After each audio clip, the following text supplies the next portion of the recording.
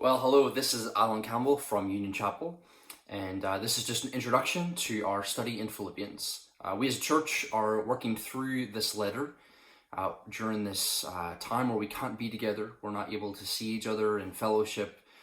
So we are meeting online and we are spending time together, but each day also we're working through Philippians, and we're taking a small section of Philippians, reading that, and then I'm sending some questions for people to work through.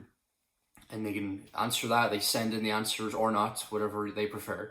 And then the next day, I'll send some answers to those questions, and then new questions for the next passage. So it's been a help. It's been lovely to know that while we can't be together and while we can't see each other in person, we are studying together in the Word still. And it's been lovely to know that while we are in lockdown, that we're still sharing our time together through the Word of God. So I want to give you some background information to Philippians in this introduction, and then in the next video will be study 1 with some questions for you to work through, and then we're going to continue to release those videos for you to follow along with us. So the church at Philippi is in ancient Macedonia. So the modern Macedonia is not the same as ancient Macedonia. But Philippi was a city that was in that region. And the church at Philippi started in Acts chapter 16. So what I would encourage you to do when I'm ever writing out passages or giving you some verses is to stop and pause the video and go and read these things, okay? So just to kind of help you get in the Word. And so this is just a push for that. So it's Acts 16, verse 12 to 40 is the beginning of the church at Philippi.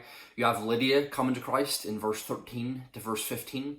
You have the enslaved girl being rescued from that in verse 16 to verse 19. You have the prisoners who are waiting with Paul after the earthquake in verse 25 to 28. And then you have the prison keeper and his family coming to Christ in verse 29 to 34. So it's a big mix of people.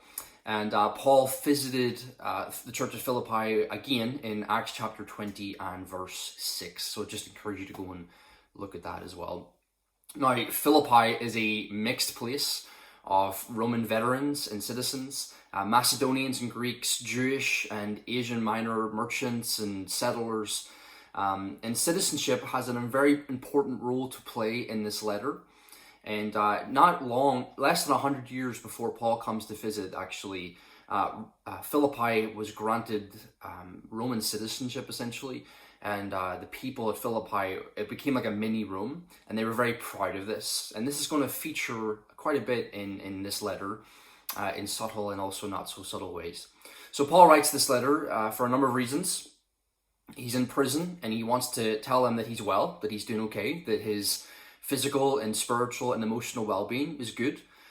He wants to encourage their unity. There's been a few little disagreements in the church, and obviously different cultural and different ideas and concepts are coming in as people get saved from different backgrounds, and so Paul's encouraging unity. He wants to tell them that Timothy's coming and to prepare for that. He wants to tell them that he's returning to Epaphroditus, and he wants to warn them against false gospels in chapter 3. And he wants to thank them for their ongoing prayer support, financial support, and just practical support as well. So that's a little bit of a background information in this epistle, this letter that Paul wrote. And we're going to get into then. And the next video will be study 1 with some questions for you to work through. So God bless.